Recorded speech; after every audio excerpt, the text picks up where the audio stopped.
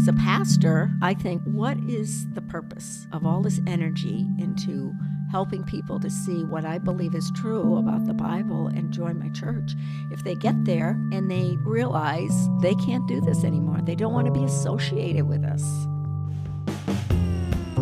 We aspire to become awakened beings, to live in harmony with the truth of life. From Vast Noodle Media, I'm Trent Bell. This is Knowing and Believing, a podcast about how we believe. Brenda Johnson, pastor of the Saco Seventh Adventist Church, and someone I've known for a long time now, mother of a really good friend of mine. I've wanted to have you on to talk here for a long time because you're a very unique person to me in that you're extremely sociable and genuine and open and caring and thoughtful and intelligent all at the same time. Wow. And generally, you and I both, at the same time, our Achilles heel, as you've shared with me, is my reading comprehension is very low. And you've shared that you have a difficult time absorbing information through reading. And what I've gotten to do is I'll actually take articles, select the whole thing, and make my phone speak it. And I read it that way because I can't read and understand very quickly. But I've really appreciated that about you, that you come off so incredibly warm and open and everything else and sociable that you wouldn't think that there'd also be this incredibly deep intelligent side. That's just a stereotype that people come across with, that if they're too social and they're too happy and outgoing, that they can't be that deep. But maybe that's just me in my own head probably, but whatever. But anyways, I've always enjoyed talking to you because you have a very open, genuine personality combined with a much deeper intellect that's kind of going on under the surface that I really appreciate. And there's three main issues that I really think are interesting for us to talk about. And that's, for one, you're a woman doing a man's job. I am? According to Seventh Adventism. Okay, so that's an alarmist statement, but yeah, the Seventh Adventist Church really still does not freely ordain women, and so that's you're a vanguard in that situation, and that's interesting to me. And so I'd love to get your take on that.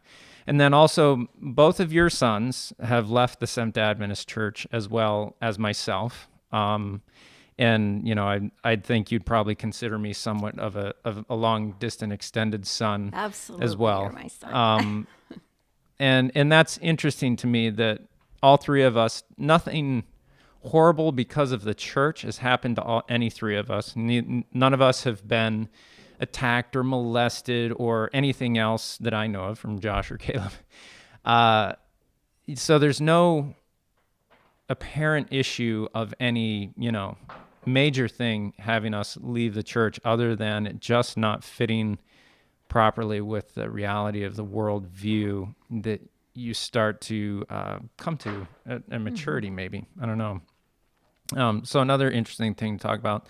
And the third thing would be you've had a much more open stance and been more vocal about your stance on LGBTQ issues as it applies to the church and your openness and willingness to talk about it. And you had shared that you came across that from working as a chaplain with many LGBTQ individuals and realizing like these are just genuine, nice people. Something's not completely straight here with what I've been fed from my religion. Yep. So that's kind of a brief outline of what I'd love to talk about. So first of all, women in spiritual leadership. Is it a good thing? What's your take on it? All of that. It's a good thing. I can say from my experience that in every case there was opposition. And then if people were just open and would listen, they fell in love with having a woman as a pastor. They fell in love with having women as a preacher. Yeah. I have no I'm not militant about it. I just want to be able to serve the Lord. That's my theme in life. I really want to be a person who's made a difference in the world, and my world is very small, so I haven't been thwarted in my desire, and I've moved. I really believe that God has moved me through different steps. And when I look back on it, I think, oh my goodness, I didn't realize it. We were in upstate New York, and my husband's also a pastor. And every time we move, I have had to give up a job I loved. And so when I started as a chaplain in a nursing home, I just loved it. It was my gift. Everybody saw it was my gift. I had a little chaplaincy training. And then all of a sudden, it's like we have to move. I have to give that up. But when I look at it, if we did not move, I wouldn't have been able to go to seminary. I wouldn't have been able to be trained as a pastor. Wouldn't be able to be trained as a professional chaplain. So even though at times, I could get really angry and really sad about it, it just seemed like if I just kept listening and taking the next step, to me, God has led me to where I am now. And I absolutely can't believe that I'm a pastor and that I'm a successful pastor in the sense that things haven't totally fallen apart. And, in our situation, we have 2 schools, and they were in some trouble. And with God's help and my leadership, they're solid now. And so, I can't say that I've been militant, but I've been hurt. Hurt. What have been the pain points for you being a female pastor in your experience? Well, the pain points have always been when our general conference decides they're going to discuss this issue, and I think this is where I connect with the gay community, the LBG community, because they would stand up and talk about they don't have a right to do this. They, like I was an entity rather than a person. And I think that when I would sit and listen to those conversations about, 55% of the people in our church are women or more, it would hurt that my sense of calling anyone would deny. And that's what they're doing. They're saying, well, you might think you're called, but you've totally misinterpreted it, because God can't call you to ministry. He can't call you to be a pastor. He can't call you. That hurts, because I know how I feel. I know that this has been the most wonderful life and the most wonderful experience to be a chaplain, to be a pastor, and for somebody to say, you don't know what you're talking about. You just made it all up because, the Bible says that you can't be. Hurts deeply. But the fact is, it doesn't make any difference, because I've gone forward. And that's what I think that everybody has to do, is they have to go forward with what they feel called to do. And what always happens is, what happened in our church, those who really felt strongly, which were a few, left. And I had to live with that, because our church can't afford to lose any, as you know. So I don't know.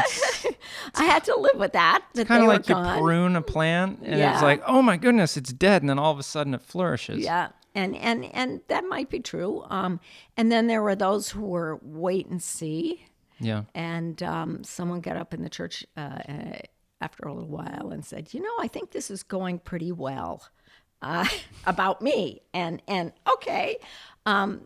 And then there's some that I absolutely, they would absolutely say that having spirituality from a female perspective is why they come.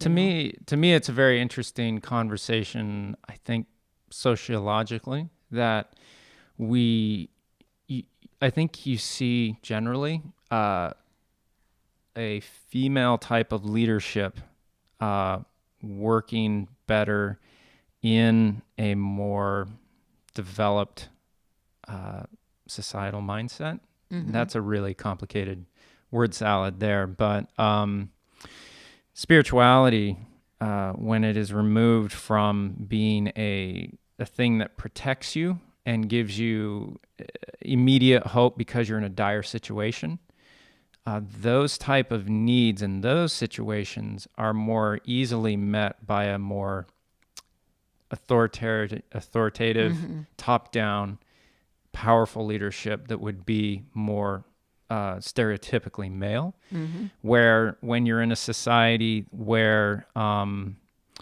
your immediate needs are far more easily met and you're left to move spirituality more to an area of relationships and flourishing through things like love, relationships, and encouraging people in growing that way, it seems to be my observation that a female, stereotypically female style of leadership works more, in my opinion, just as generalities. And you realize those are still all stereotypical. Yeah, they're all, they're kind of 60-40 percentages, if you will, which men can have those just as much as women. They're just more so at the extent of the bell curve of that, if you will. Yeah.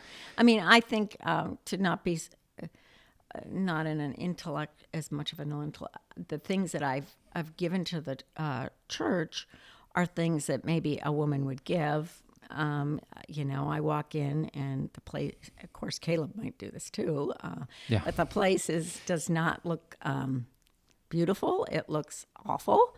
And so you get new curtains, you get new paint, you fix it up, and as a woman, that was like the first thing I had to do. I couldn't stand what I saw, in the sense of it wasn't that bad, but in my eyes, I could see.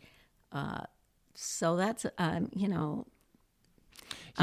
interesting thing, because I still come by the Saco Seventh Adventist Church when there's free food. Yeah, he does. He loves our food.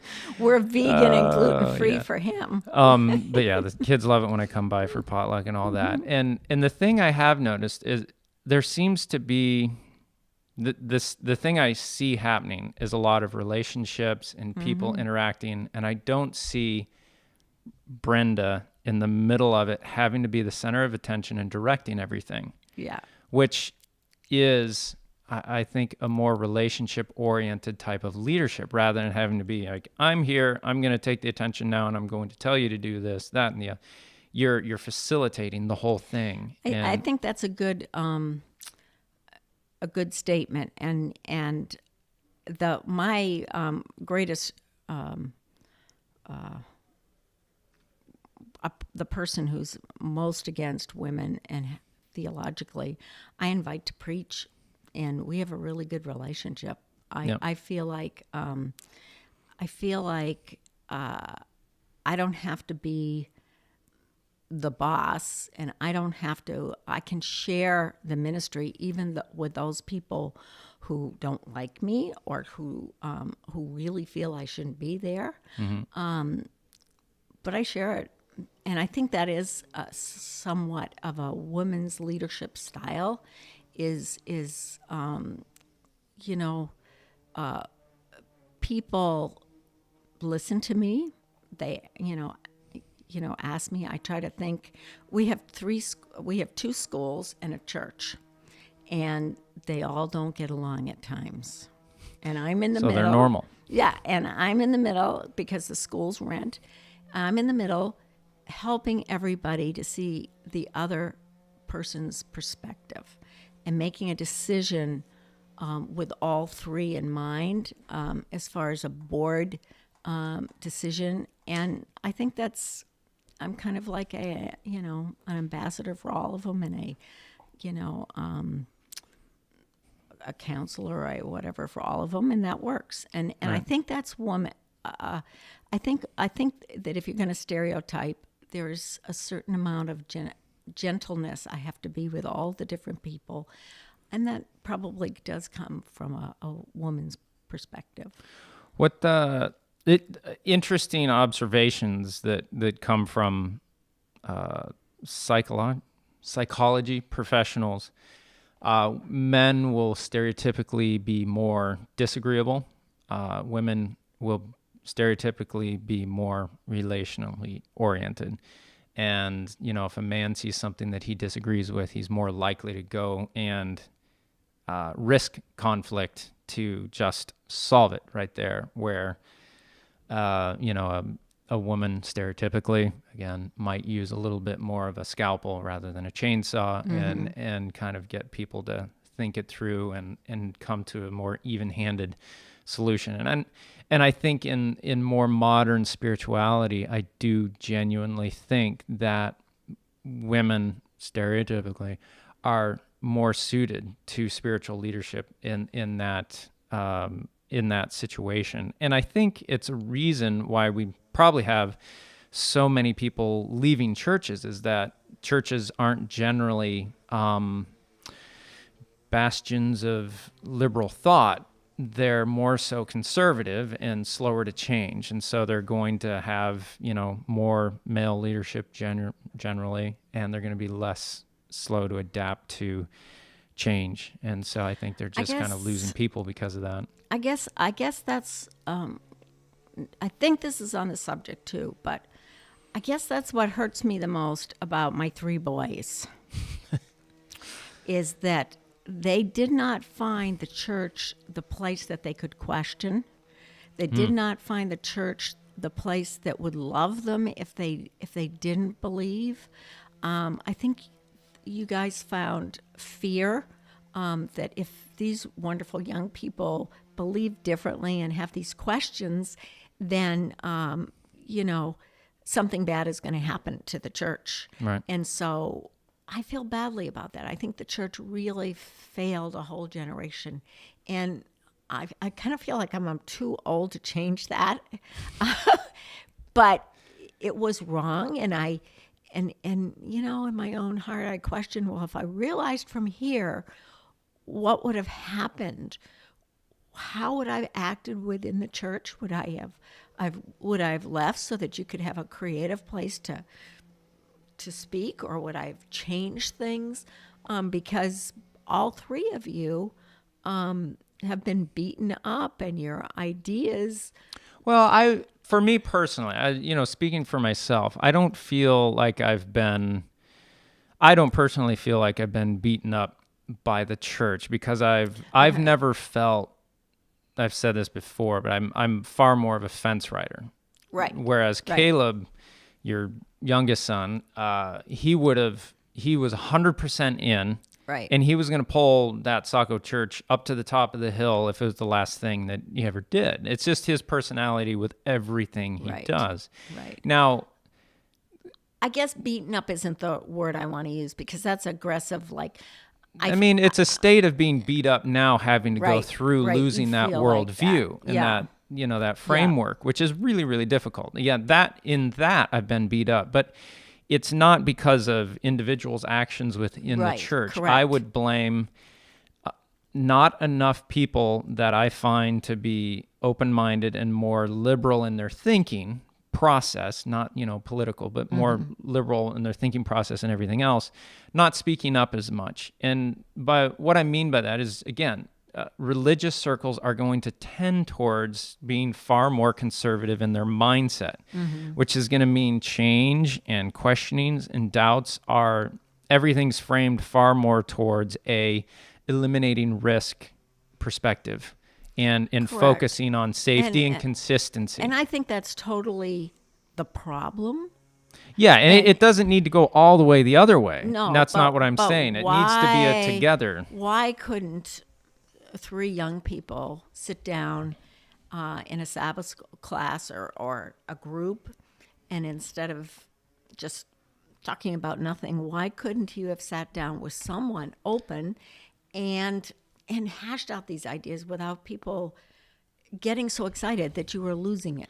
Well, they kind of did that at well, let's see. At Saco, we had fresh blood come in, like new people come in, and they were, they were incredibly wonderful people, and they, because of some of the views they eventually came to have, the whole, how churches do, they start to navel gaze and get into theological issues, and so that all kind of fell apart.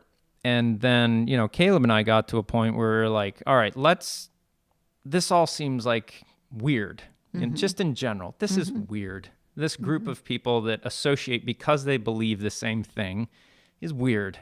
That's just how I could best describe it. So I wanted to take a step back and say, okay, before I come to the Bible, before I come to believe in God or anything else, let's just say I wake up and I have the ability to be conscious and think and speak. Why on earth do I think there's a God? Like, I had at that point had enough of dealing with religion, and I wanted to know, how do I even philosophically come to justifying searching for a God, even before I jump into this muck with all these weird people, in their odd infighting about issues of, that just seem ridiculous, And we tried that. Most of the people just didn't quite get it. But it is a very small church, and I'd hear from my parents like, well, if you were on the West Coast, you wouldn't be going through this or whatever else. But the honest truth is, Caleb and I both had a very similar experience growing up in multiple churches and having the same kind of feelings, conveyed to us of these kind of fear-based thinking systems of, well, if you believe this, you'll be led astray, and they're going to get you for this, and there's going to be, the time when you all have to run to the hills and blah, blah, blah. And I'd look at all these fear factors getting people in line, and I'd say, well, you don't need a single one of these. You don't need to ever hear about them if it's true that Christ is central in this. Doesn't matter, any of that.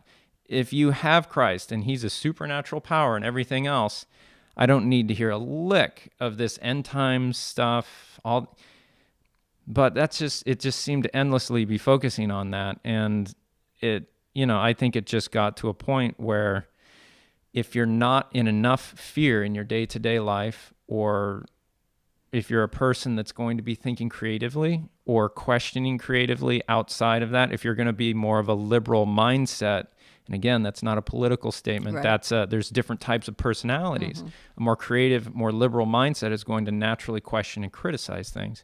If you're of that mindset, I think the typical religious views are far more conservative in general. They just are. And as you grow in that, you're going to be expanding one way, where the religion is going to be compressing in the other, and you're going to be disenfranchised. And I think it's just inevitable. I guess the difference between religion and relationship is important to me.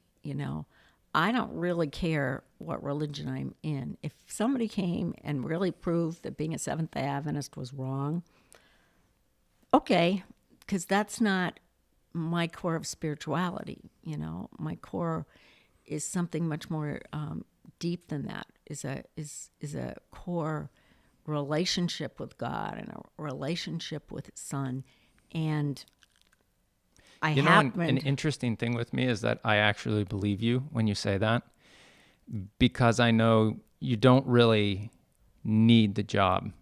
Yeah. I know you could go be a chaplain and be very happy. I know you want the job because you very much enjoy pastoring, but sitting with other pastors who it's their income and they're supporting a family, and if they don't have that, what are they going to do? Being where you're at in your life, and I just know that you're only doing this because you want to be doing it and you believe it. And that's an interesting point to me, where maybe as a shallow observation, but I trust that you're actually telling the truth Yeah, there. I'm telling the truth. And religion, doctrine, it just puts some bones, this on what you believe, But I die for my right to believe in Jesus.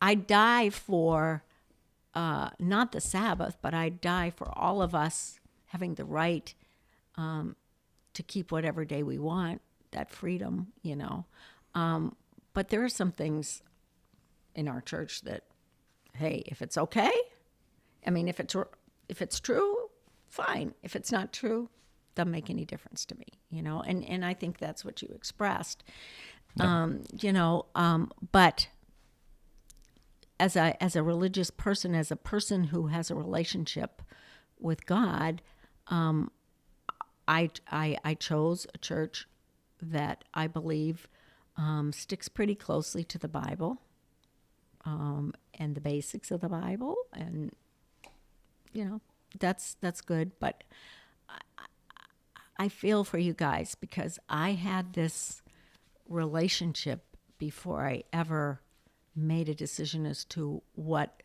bones I was going to put on it.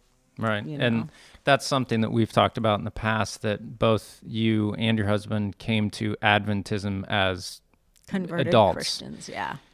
Where when you're born into it, you don't necessarily have the freedom to choose it. And it's a different thing, especially when it's such a strong culture of religiosity that can be a little offensive if you don't feel like you had the freedom to be there. It maybe can get a little itchy.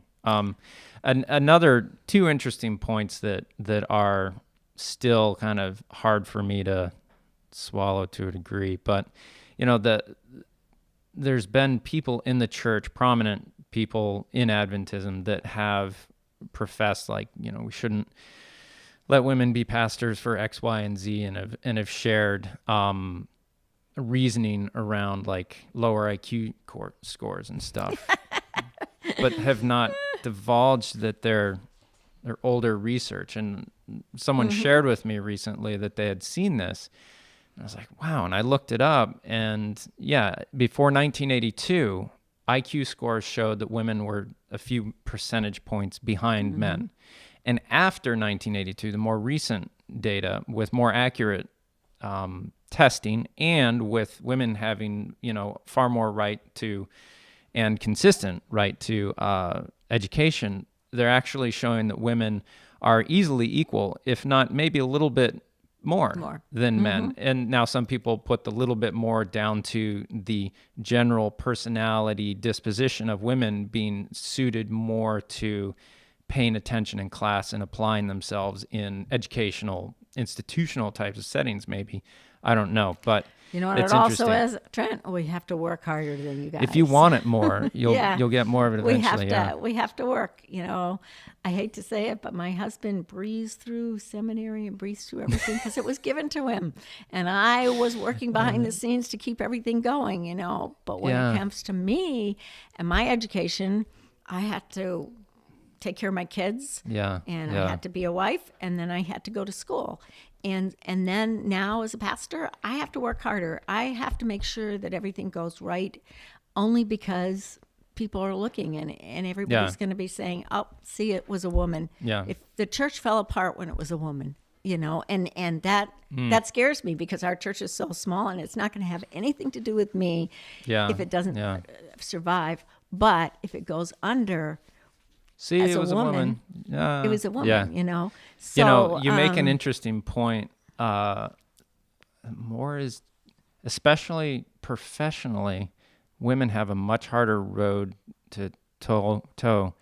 Like Amber's gone this week. She's in Michigan teaching. And so I'm home alone with the kids. And I did some grocery shopping the other day. And I went out. I'm always chiding Amber for this. Like, why didn't you look in the cupboards before you went grocery shopping? You bought double of all this stuff. This is a waste of my money. I'm working so hard. Our money. Okay, our money, whatever, but I earn the money. And you're then such a man. I know. We went out, me and the boys shopped, got back, and about half of the stuff I double bought. Yeah. Because I was so busy with, That's and all right. I was doing was That's just right. watching kids. Exactly. Amber's watching the kids and doing all this Right. stuff. And your plan for the day, hey, it makes sense to stop at the grocery store now, but I haven't looked in the cupboard. Yeah. So you're trying to remember. Yeah. And you don't realize it. Yeah, But that's true. I think our society's going through, not the growing pains, but kind of the growing pains of just adjusting to a far more egalitarian society where men are becoming, in their distinctiveness of being a man, are becoming less needed. Like a physical presence in a developed society that can protect you physically is not unneeded, but less needed. So there's definitely this change going on that is In your interesting. situation, Amber's in such great shape that she could Yeah, right. she could take care of anything. She's a force to anyway. be reckoned with, both Yeah, physically she's and a mentally. Force to be reckoned with. Yes. So, Any other points that come up to you on the role of women in spiritual leadership and how Adventism is not really jumping on board? Anything about what you found the difference in male leadership and female leadership and how they differently complement? well, I can say that Adventism is getting on board. And Slowly. it's slow, but it's not. I mean, my conference president totally Obviously, they're supports women. Yeah, and I found that North America is developed but different than a That's lot of the true. other countries That's where true. living situations can be a little more extreme. They're like, Right, nope. right. In Africa, in the other countries, but I mean, America does often lead. As far as changing cultures, and I think that as I know, because we have Jamaicans that come to our church, and as they've gotten more educated and et cetera, they accept me totally as their pastor, So it's changing. I think that that's going to be a mute issue, and then the gay issue, the LGBT issue is going to become the big issue. I really think that that's what's going to happen, because women are going to more and more express who they are. And, I can say, and I've been at this for at least 25, if not 30 years. I've been what in our church would be a commission minister, and I can marry, bury, do everything. And in each situation, I had a supportive male. And in leadership, I've never had a non-supportive male. It sounds weird, but I just haven't. Men in leadership in our church, in America, for the most part, have been supportive of women. And sure, I'd like to be ordained, but it's not going to happen. So just don't keep me from serving the Lord and this wonderful life, and it's fine. And they're not keeping me from it. So why, when that's kind of being dangled like a carrot, that to me it just seems highly offensive, and I think there's something with my personality that I don't find a lot of benefit by being associated, like initiated by a group, right? Like I'd feel fine to just like jump ship and go to some loosely affiliated group and serve God that way. Right. I'd be fine with that if I still believed in that God, type right? of God. So why the sticking with Adventism? Why not go to a congregation that freely lets LGBTQ people serve in roles of leadership and women in leadership? I mean, why stick with Adventism? Well, the answer to that, and so I have made a choice.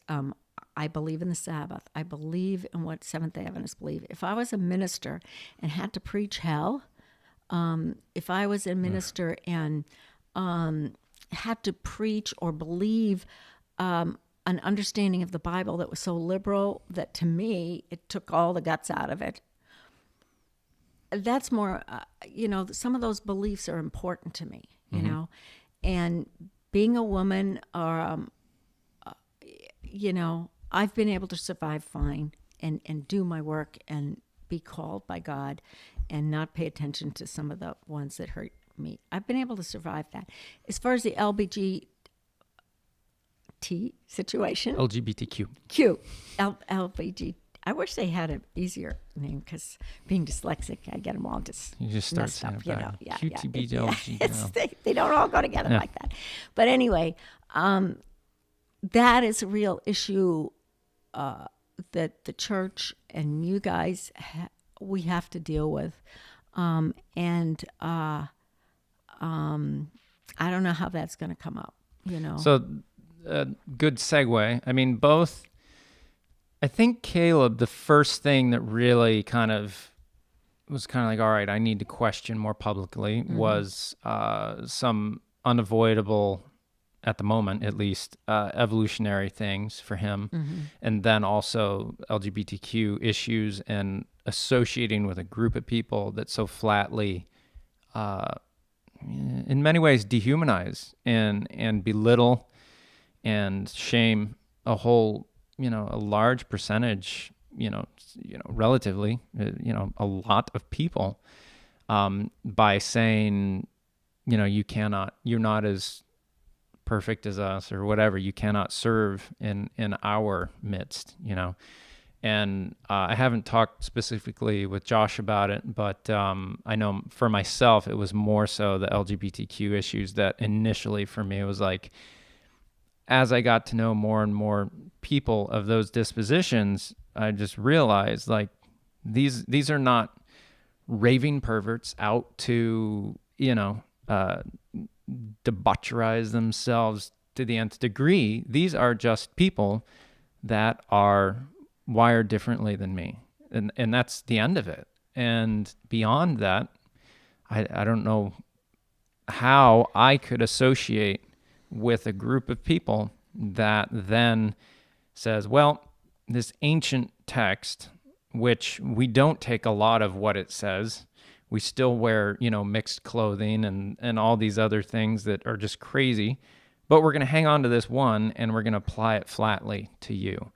And we're going to try and get you to not have an intimate soulmate relationship for the entirety of your existence. And when you get to a place like me of not even knowing that there's a God, like the one life you have, why don't you just live it alone? And people that live alone suffer a high suicide rate. Stack on top of that, being gay in a society that is not completely accepting, and your suicide percentage is just getting higher and higher. Cute. How can I, lend my name and my reputation to a group of people that are doing that to other people? Interestingly to me, I left Adventism for moral reasons because of that. They did not uphold a moral standard that I think is central to the idea of love. And, the conservatives will hear that and say, that's ridiculous. We're so moral. We don't allow gays in our congregation, Yeah. So what's going to become of that? How's this going to pan out? Well, I mean, I don't have any answers. All I can say is it has to change. We have to do something as a church. And I'm talking about the Seventh-day Adventist Church and maybe other conservative churches.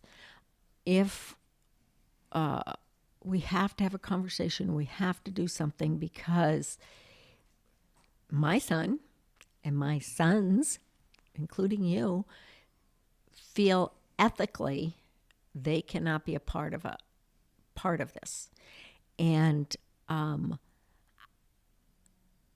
I feel ethically I have opinions, and I am going to put love over all of what might happen, what we think the Bible says about it, but young people are just not putting up with this. And, No, I mean, you know, young people are leaving the church in Right. droves, and that's not just Adventism. That's right. most organized religions. I think people have just had enough of the thought control and lack of ability to openly question. There's, especially the millennial generation, one of the highest qualities that they desire is transparency, openness. Right. Which is interesting, and I think that is reflected in And I'm all set with your conservative Caleb, religions. I mean, that was his first thing he said. I ethically can't do this anymore. I ethically can't do this anymore. And so I asked myself, well, can I ethically do this anymore? I mean, I can.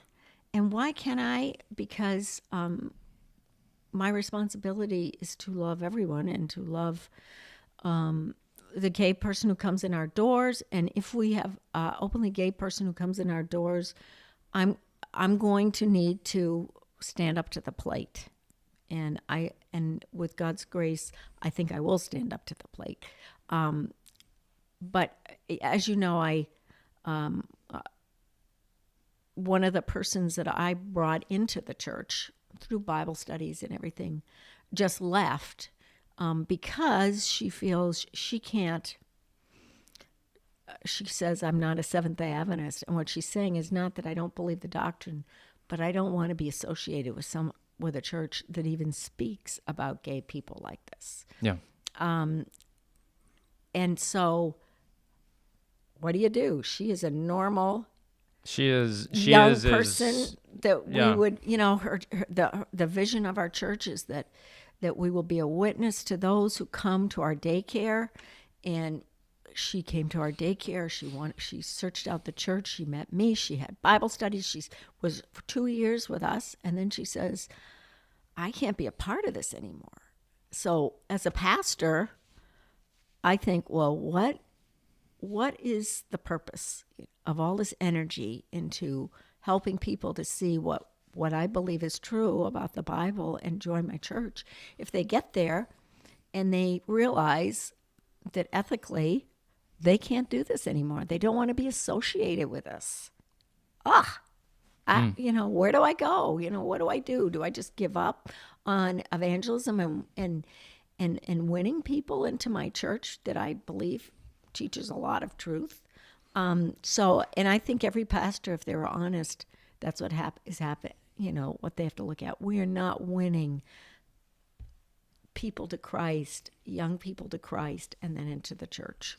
I think it's a whole societal, cultural, even nation paradigm, worldview change that I think is much instigated and through. You guys have changed your worldview, and the way you did it was associating with people who were gay, who really changed your thinking. Well, yeah, anytime I would get me. Relationally close enough to someone who was LGBTQ or IA, I think they've included in that now. Ooh. That little kind of rubs me the wrong way, all that stuff. But whatever, it's that's a word salad to just get that name out. But anyways, yeah, but anytime I'd get close enough relationally to someone to ask them about their past and how it was to grow up that way and everything else, and realize that I knew some of these people, maybe before they knew they were gay or admitted it, and I knew they were gay. Mm-hmm. It wasn't that I saw, sexually perverted behavior in any way from these people. Right.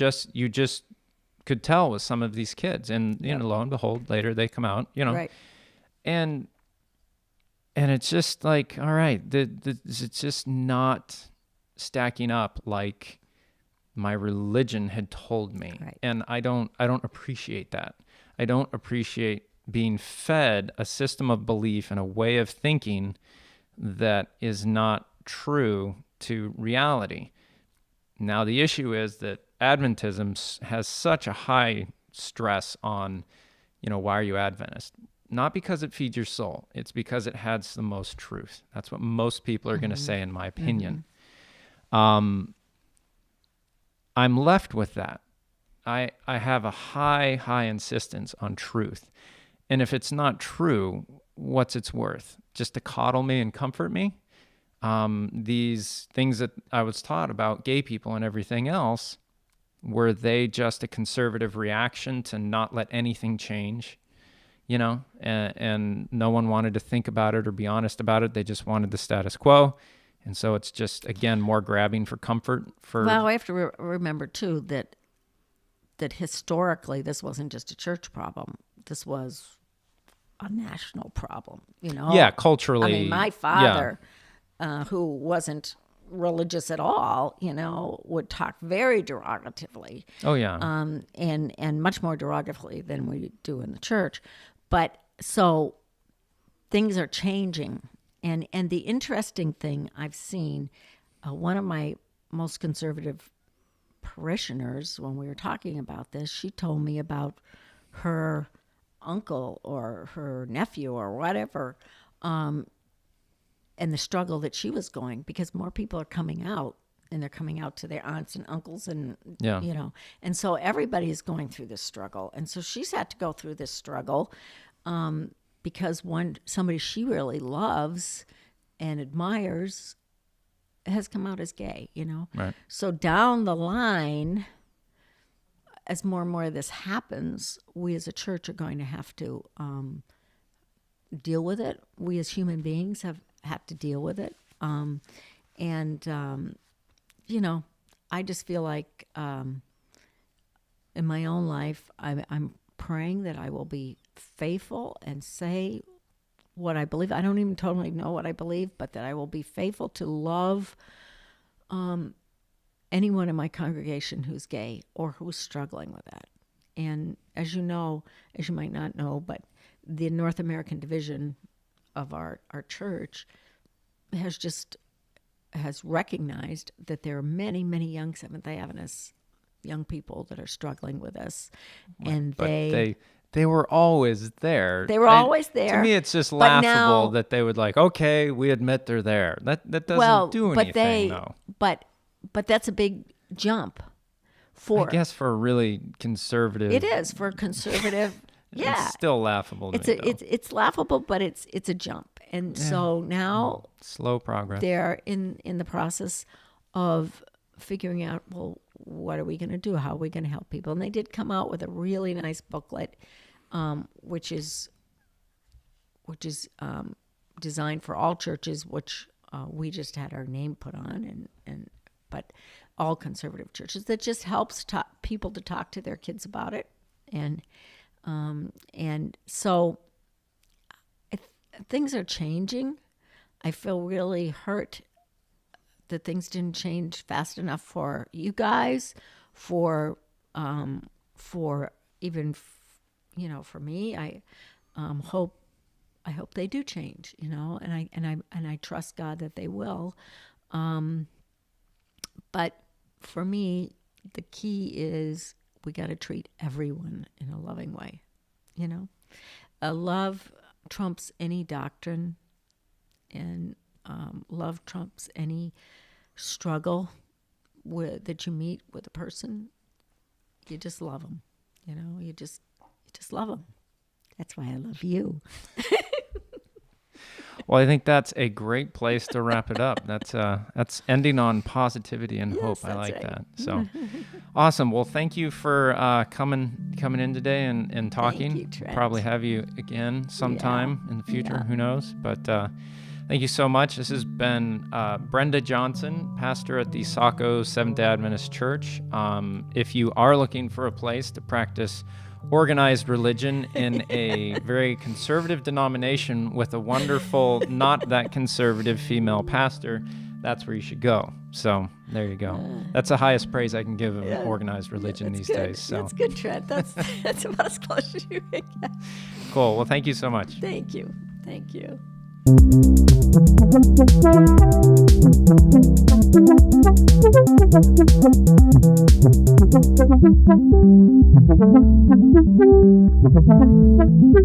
you.